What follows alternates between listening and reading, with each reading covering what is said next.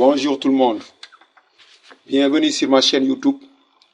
Aujourd'hui, on va continuer la série de vidéos, à savoir les bases du réseau informatique. Et ça, c'est la troisième vidéo. Dans cette troisième vidéo, on va parler du modèle OSI et du modèle TCP/IP. Donc, pour ne pas tarder, on vient ici sur la page suivante, la présentation, comme je l'ai écrit ici. Lorsque les premiers réseaux informatiques furent créés, seulement les appareils d'un même fabricant pouvaient communiquer entre eux. Par exemple, comme vous le voyez sur la figure ici, les ordinateurs fabriqués par IBM ne pouvaient pas communiquer avec les ordinateurs fabriqués par le vendeur HP. Donc ça, c'était un obstacle ou bien un frein au développement ou bien à l'avancement de la technologie dans le réseau informatique. Donc, pour régler ce problème, c'est ainsi que le modèle OSI, le modèle qu'on appelle modèle OSI, a été conçu en 1970 pour permettre aux différents fabricants d'appareils réseau informatiques de pouvoir se communiquer. Donc ainsi, OSI, c'est une abréviation anglaise qui signifie Open System Interconnection, créée par l'organisation dénommée ISO, qui signifie International Organization for Standardization. Donc, ça, c'est une petite information. Je pense que beaucoup d'entre vous peut-être le connaissent. Si on continue avec la présentation, comme je l'ai écrit ici, le modèle OSI décrit comment les données sont communiquées depuis une application sur un ordinateur via le support réseau vers une application sur un autre ordinateur. Donc, le modèle OSI est composé de 7 couches et chaque couche a ses propres fonctions. Donc, on va essayer de venir sur la page suivante pour vous donner un aperçu sur le modèle OSI comme vous le voyez ici. Et comme je l'ai présenté ici sur cette page, on a 7 couches. Les couches sont numérotées de 7 jusqu'à 1. Donc, la couche que vous voyez en premier lieu, c'est ce qu'on appelle la couche application qui prend le numéro 7, suivi de la couche présentation avec le numéro 6, la couche session avec le numéro 5, la couche transport avec le numéro 4, la couche network avec le numéro 3 et la couche data link avec le numéro 1 et la couche qu'on appelle physical avec le numéro 2 data link et la couche physical avec le numéro 1 qui termine en quelque sorte la marche du podium, comme vous le voyez ici. J'ai déjà donné une petite explication à propos de chaque couche. Comme vous le voyez, la couche application, comme son nom l'indique, ça fournit l'interface d'utilisation. Si on prend par exemple votre navigateur, par exemple, si vous avez le navigateur Firefox, ce navigateur, je peux l'appeler en quelque sorte cette application. En quelque sorte, on peut le référer à la couche numéro 7 application du modèle OSI. Pour la couche présentation, c'est lui qui présente les données.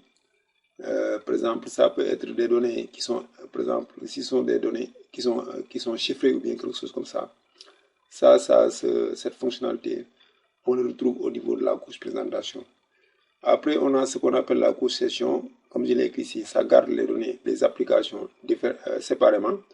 Par exemple, parce qu'on sait que nos ordinateurs, on utilise plusieurs applications en même temps. Et toutes ces applications sont gérées au niveau de la couche session, comme vous le voyez, comme je l'ai écrit ici. Après, on a ce qu'on appelle la couche transport. Numéro 4, c'est lui qui transporte les données avec ou sans confirmation. Par exemple,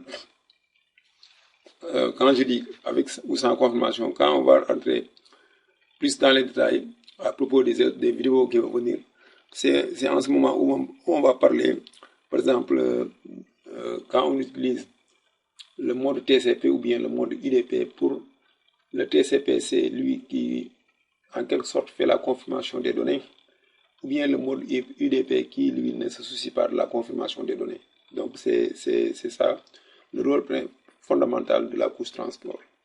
Après, la couche network, c'est en quelque sorte la couche qui fournit le chemin des données avec les adresses IP. Donc la couche network, c'est une couche très fondamentale avec ce modèle OSI, parce que comme je l'ai dit, c'est lui qui, en quelque sorte, nous montre le chemin, et qui parle de réseau, parle de chemin. Parce que si on n'a pas de chemin, les données ne vont pas transiter à la destination finale. Donc, c'est une couche qui est très très fondamentale. Et puis on a la couche numéro 2, couche data link layer. Donc c'est cette couche qui fournit l'accès au support en utilisant l'adresse MAC. Et puis enfin, on a la couche numéro 1, physical. C'est lui qui déplace les données sous forme de bits et de signaux. Quand je parle de bits et de signaux, ça je pense que je l'ai déjà expliqué lors de des vidéos précédentes. Je n'ai pas besoin d'en revenir. On sait que les bits, en quelque sorte, ces bits, lorsque les données quittent l'ordinateur, ils seront envoyés sous forme de bits et puis transmis et après convertis en forme de signaux au niveau du support que par exemple le réseau va utiliser, à savoir les câbles ou bien si c'est le réseau sans fil. Donc je pense que vous avez compris ça. Donc on vient ici pour continuer là, par exemple la présentation. De ça c'est le modèle OSI. Maintenant on a le modèle TCP/IP. Le modèle TCP/IP, lui, a été en quelque sorte réduit en 4 couches. Parce que c'est un modèle qui, en quelque sorte, composé de la plupart du temps, on dit que c'est un TCP/IP, c'est un ensemble de protocoles. C'est un ensemble de protocoles et chaque protocole se situe à une couche donnée. Par exemple, si on prend le protocole Telnet ou bien le protocole HTTP, ce sont des protocoles peut-être, certains d'entre vous ont déjà entendu parler de ça. Ce sont des protocoles qui en quelque sorte se trouvent au niveau de la couche application du modèle TCP/IP.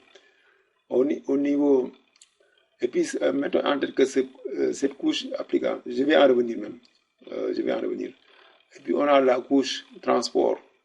Couche transport ici, en quelque sorte, c'est la même couche transport qu'on avait retrouvée au niveau du modèle OSI. Et puis pour la couche Internet, ça équivaut à la couche network qu'on trouve au niveau du modèle OSI. Et puis la dernière couche Network Access, c'est la combinaison des deux couches qu'on trouve au niveau du modèle OSI, à savoir la couche Data Link et la couche physical. Donc c'est ça que je voulais vous expliquer.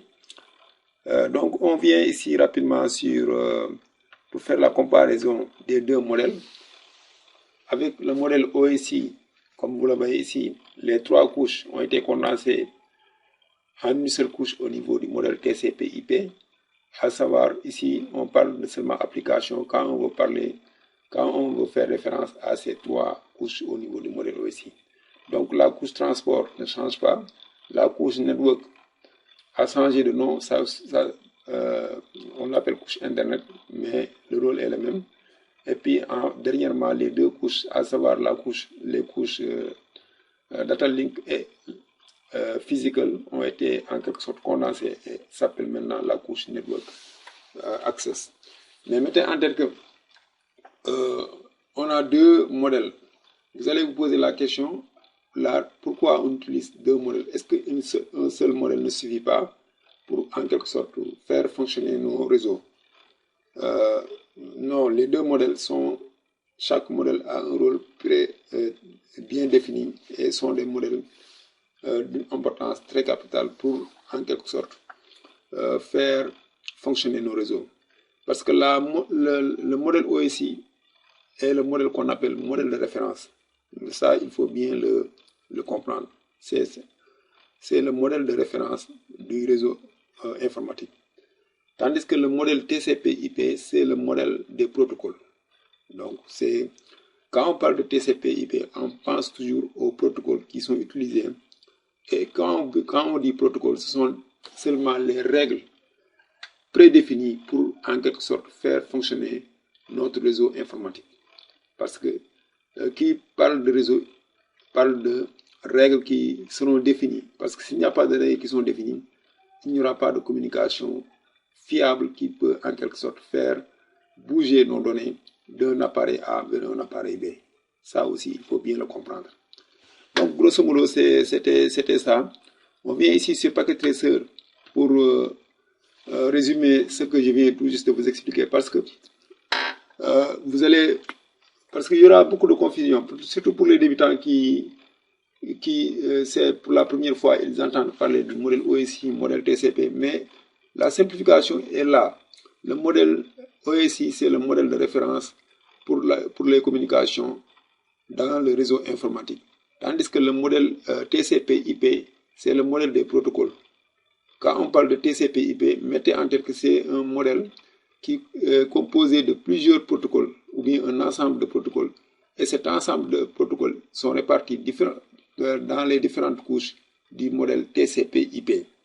Tandis que le modèle OSI, c'est le modèle de référence qui nous, en quelque sorte, montre comment la communication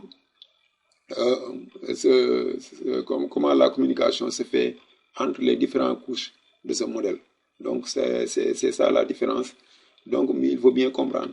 Donc, les appareils, tous ces appareils-là que vous voyez, chaque appareil fonctionne au niveau d'une couche donnée au niveau du modèle OSI. Parce que la plupart du temps, la référence qu'on utilise quand on parle d'appareils réseau, on utilise le modèle OSI. Quand on parle de protocole, on utilise la plupart du temps le modèle TCP/IP. Donc, c'est ça que vous devez comprendre. Donc, le routeur, lui, il se trouve au niveau de la couche 3 du modèle OSI, cela veut dire la couche network. C'est lui qui, en quelque sorte, fait acheminer les données. Et puis, c'est lui qui trouve, en quelque sorte, le chemin des données pour la destination finale. Donc, on a le commutateur. Le commutateur, lui, comme vous allez entendre les gens parler, que le commutateur, lui, il se trouve au niveau de la couche 2 du modèle OSI, cela veut dire la couche data link. Donc, la raison pour laquelle il se trouve au niveau de cette couche, c'est que le switch, lui, ou bien le commutateur, lui, il transmet les données en se basant sur seulement l'adresse MAC. Il ne connaît que seulement l'adresse MAC. L'adresse IP ne l'intéresse pas. Tandis que l'adresse IP, c'est au niveau de la couche 3 du modèle OSI. Donc, ici, on a aussi, par exemple, les câbles. Les câbles aussi se trouvent, eux, ils se situent au niveau de la couche, par exemple, 1 du modèle OSI, cela veut dire la couche physique. Donc, les câbles est en quelque sorte le réseau sans fil. Cela veut dire l'air qui est utilisé pour transmettre les données au niveau du réseau sans fil. Ça, c'est ce qu'on appelle, sont des composants que l'on réfère au niveau de la couche physique, ou bien la physical layer, ou bien la couche numéro 1 du modèle OSI.